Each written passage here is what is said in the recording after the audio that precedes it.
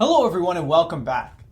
Now, I've spent a lot of time talking about partial differential equations in only one spatial dimension.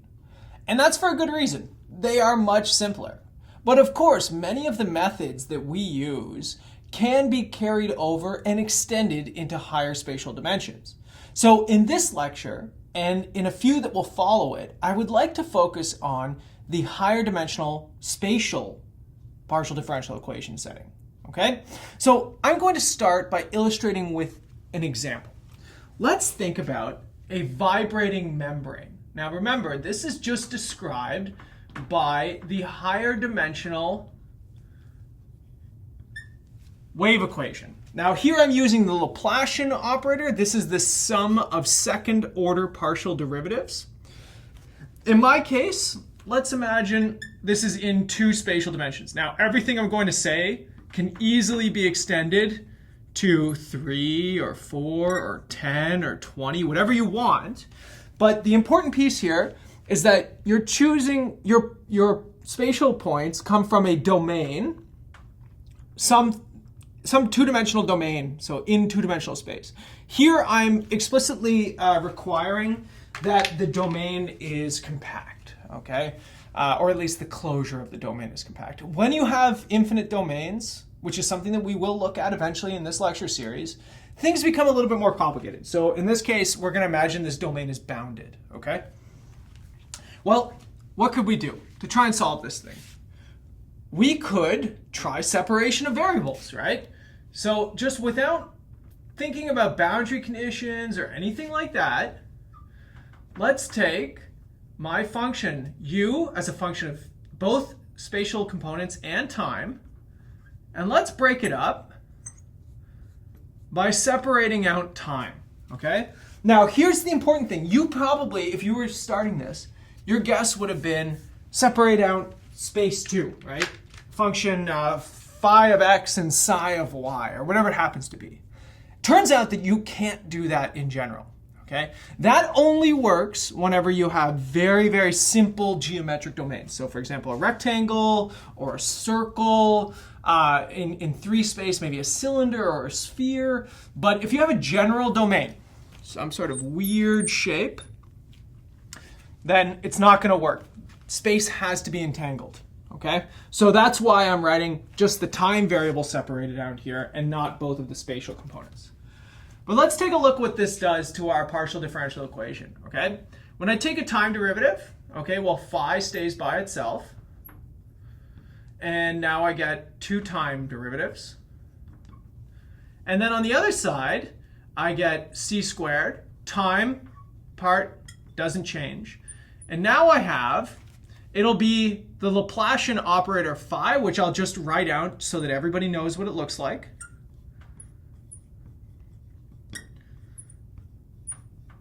Right? The sum of second order spatial partial derivatives.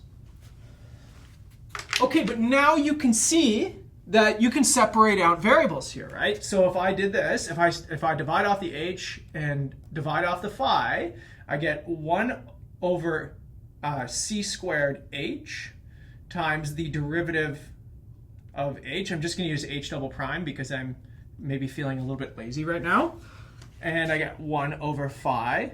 Laplacian phi. And of course, the left-hand side is all t's, the right-hand side is all space. That means that they have to be equal to a constant, the same thing we see over and over and over again. And we've seen this piece many times. This is Old Faithful, right?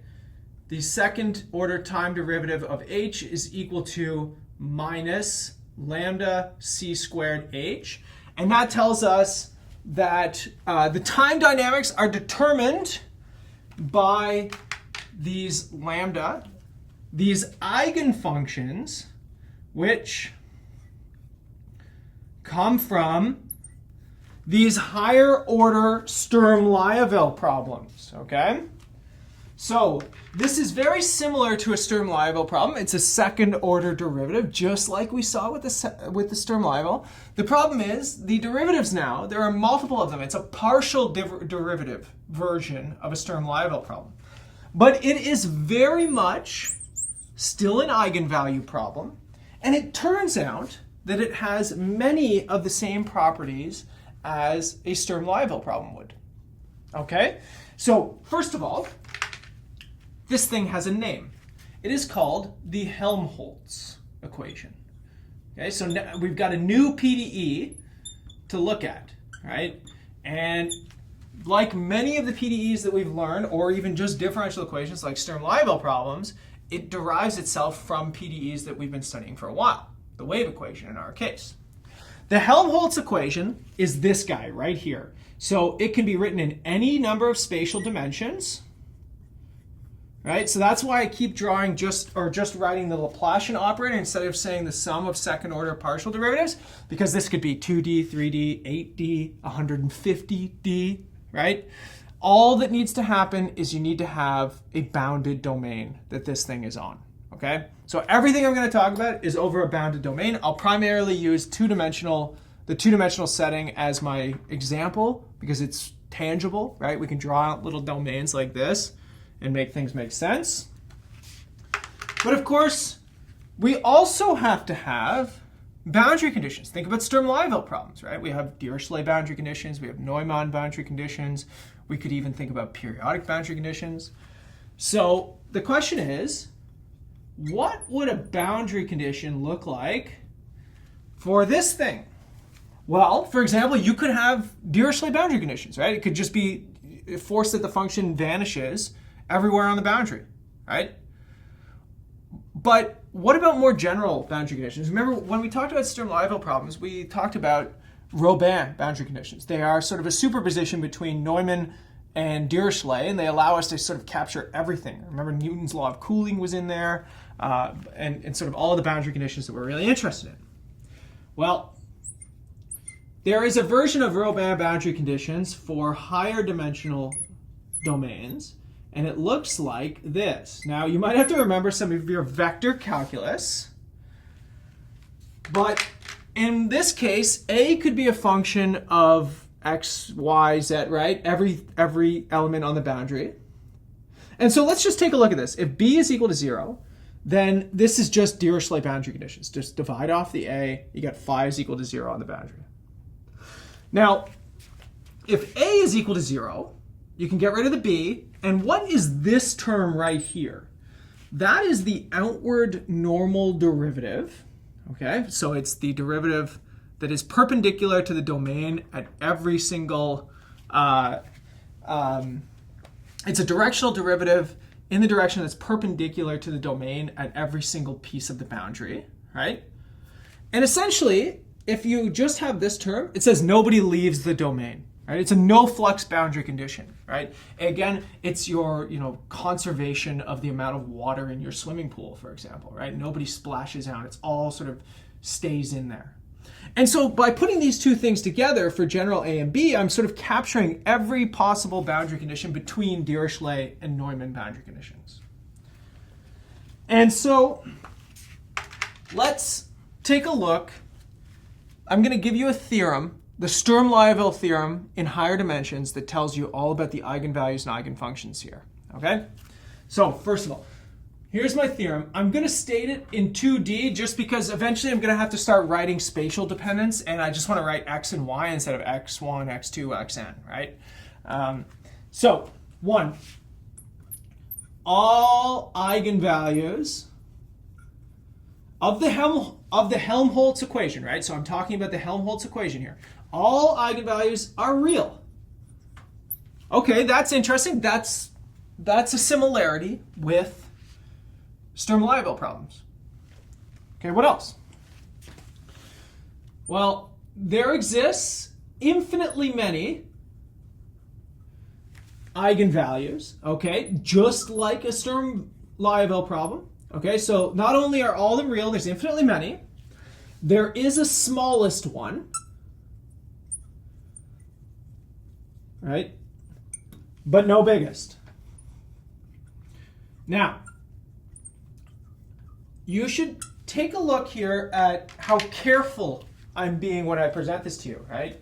If you remember the Sturm-Liouville version of this, I was very precise. I said you can order all the eigenvalues. There's lambda 1 that's the smallest, and then lambda n goes to infinity, right? Here, I'm just being a little bit more cautious, okay? There's infinitely many eigenvalues. They're all real. There's the smallest one, but no biggest, okay? So they go to infinity. That's all we know so far. Here is where things get a little ugly. Each eigenvalue might have multiple eigenfunctions. Okay, that's different, right? Remember, Sturm-Liouville problems, as long as you have Robin boundary conditions, each eigenvalue has exactly one eigenfunction. We saw that the only time that can go wrong is when you have periodic boundary conditions, where you can have potentially two eigenfunctions. In this case, you could have 3, 4, 5, 10, right? You can have infinitely many eigenfunctions. This is an issue that separates us from the one-dimensional Sturm-Liouville setting. Let's go back to a similarity. The eigenfunctions form a complete, now we've seen this before with Sturm-Liouville, a complete set, meaning that piecewise smooth, again, piecewise smooth functions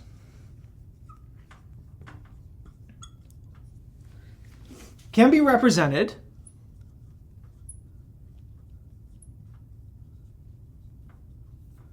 by, well, I could write, again, I'm just going to do it in 2D just so I can just write the spatial dependence as f of x, y.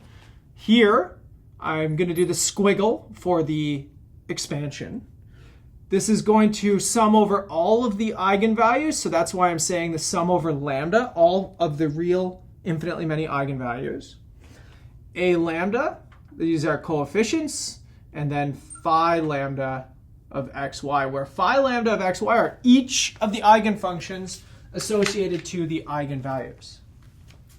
Okay? And of course here, I'm using the squiggle because it's the same convergence properties that we saw for Fourier series and for Sturm-Liouville series, right? This thing is going to converge at points of continuity, and it is going to converge to the average, so the sort of limit. Now, these are two-dimensional or high-dimensional limits. The limiting values at points of discontinuity. Okay, so there's a little bit of subtlety here. You might have to recall some of your multidimensional, maybe real analysis or calculus, but nonetheless, it's pretty similar. Let's keep going. Orthogonality. So eigenfunctions belonging to different eigenvalues. Eigenvalues are orthogonal. Now, what does that mean?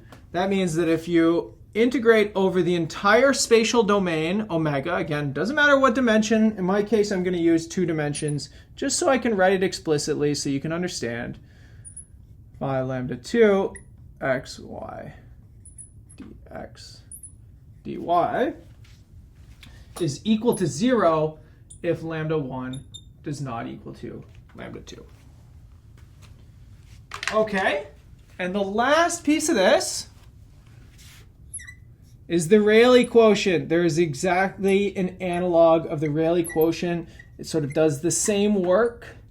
You can have a lot of the same fun that we had already with the Rayleigh quotient in these higher dimensional settings. And it relates an eigenvalue to its eigenfunction via this very sort of multi-dimensional calculus version of the Rayleigh quotient. So here, just give me a second. I'll write this out. And then gradient psi, outward normal derivative, ds. I'll explain that in a second. You might have to recall some multidimensional calculus, plus the integral over omega of the gradient squared, dx, I'll say dx dy, divided by the integral over omega of phi squared dx dy. Okay, so this term, this is a boundary integral, right? So here I'm using the boundary of omega. That's why I need, or that's sort of one piece of why I need this thing to be bounded. It has to actually have a boundary, right? It can't just be like the whole plane or half of the plane or a quarter of the plane, whatever it is. This ds just means that it's a representation of a surface integral. In our case, this would be around a one-dimensional boundary, right? And so that's what this circle on the integral here. Again, you might have to remind yourself of some multidimensional calculus, but of course, you know, this is sort of standard if you are familiar with multidimensional calculus. Now, let's put a little remark here, right? This was all for the Helmholtz equation. Now, the Helmholtz equation is the multidimensional version of that harmonic oscillator, right? The second derivative is equal to a multiple of the original function, right? And you know the solutions are always sines and cosines in one dimension, depending on boundary conditions. But Sturm-Liouville problems, they generalize that very, very simple equation where we get Fourier series. You can actually generalize the Helmholtz equation quite a bit and still get the same results. So in particular, you could instead consider this equation. Gradient dotted with, so I've got a divergence, P, gradient of the eigenfunction phi, plus Q, phi, plus lambda sigma phi is equal to 0. And so P, Q, and sigma here are all functions on the domain. They can be multidimensional functions. They can be very, very complicated functions. You know, as long as they're sort of positive and continuous, everything is good. You can apply all of the theory here. Some issues or some pieces that come up, orthogonality now depends on sigma. It's a weighted integral, just like it is with the Sturm-Liouville problem. The Rayleigh quotient is going to become a little bit more complicated. See if you can derive it yourself. Right? So again, just sort of, it's mostly like an accounting problem with multidimensional calculus, but you can do it. But the point is, this is really the sort of multidimensional Sturm-Liouville problem. The Helmholtz equation gets a lot of attention, and rightfully so. There are a lot of important properties that come out of Helmholtz equations, and in particular, especially in approximation theory, harmonic analysis, these types of expansions based on eigenfunctions of the Helmholtz equation are extremely interesting and important to a very wide community of people well beyond PDEs. We're talking people in imaging, we're talking about engineers, numerical analysts, harmonic analysts, right? These are very, very important functions. And of course, the generalization of these provides a generalization of the eigenfunctions that can lead to even more complexity, but also better approximation power. Now, I just want to do one very, very quick example that's related to something we did way back at the beginning here, okay? Let's take the Helmholtz equation and let's consider this domain, a really, really simple domain, okay? And the only reason I want to consider it is because it illustrates some of the first properties here, okay? Because we can actually solve the equation. I'm going to do this on a rectangle. Let's use H here. Okay? Let's use this plus Dirichlet boundary conditions. Okay? So you can see that I'm sort of running out of space. And that's fine because, I mean, most of this you can work on yourself. But let's take the wave equation here. Or sorry, let's take the Helmholtz equation, pardon me, that comes from the wave equation. Let's put it on a rectangle, so in 2D. And importantly, we've already seen, you know, way back in like the third, fourth lecture, I can't remember exactly which one it was, that we can do separation of variables again and split up space and time. Space and space, just because this is on a nice, simple rectangular domain. Okay, I'm going to leave this for you to have your fun with, okay? But you can easily do separation of variables here. You can solve this thing, and you get this. You get eigenfunctions that are double indexed by n and m, which look like this. N pi over L squared, that's the sort of x eigenfunctions, plus m pi over h squared, which are the sort of y eigenfunctions. With, let's look at the eigenfunctions that are associated to this thing. Well, it's going to be the x direction pieces, so n pi x over L, and then the y direction pieces, m pi y over h.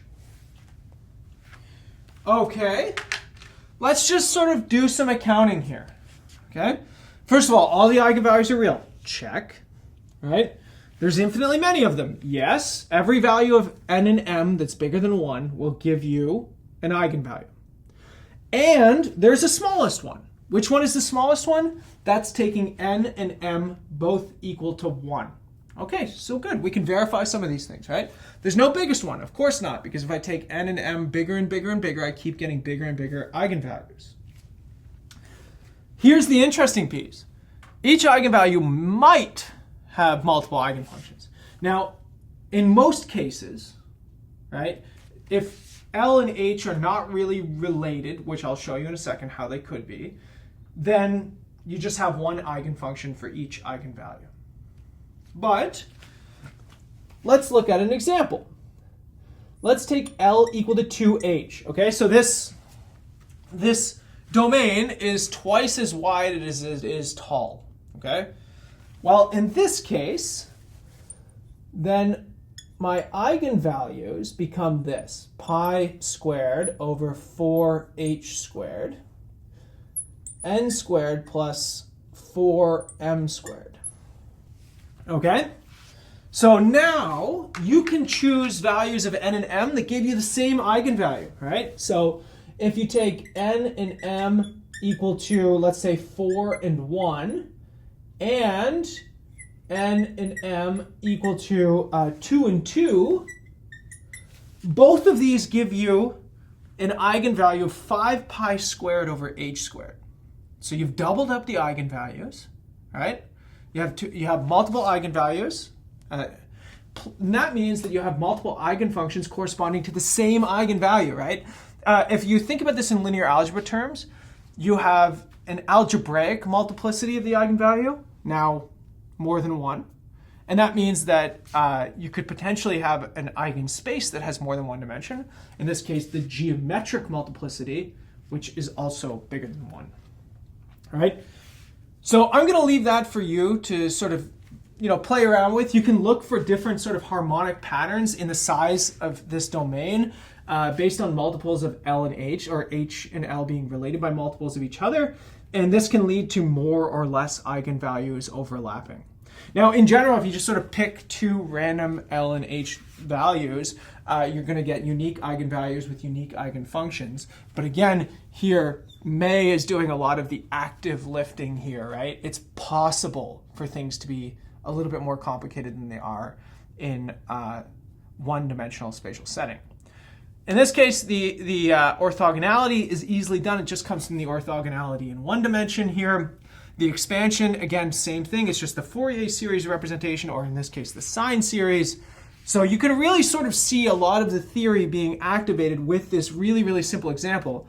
The beauty of this theory is that it applies to the weirdest shaped domains you can think of, right? My favorite is the sort of dog bone, right? There's all kinds of cool stuff you can find online. Not my best drawing in the whole world, but you can find some really cool stuff about people trying to find the eigenfunctions associated to these weird shaped domains. I've also seen people use the human body as a weird shaped domain, right? So you sort of take a two-dimensional cutout of a human, maybe going like this or something. You can find the eigenfunctions for the Helmholtz equation on there. Okay, when we come back, everybody, we're going to actually do a worked example using these eigenfunctions and try and get some information by applying these results for the Helmholtz equation. So I'll see you all in the next video, everybody.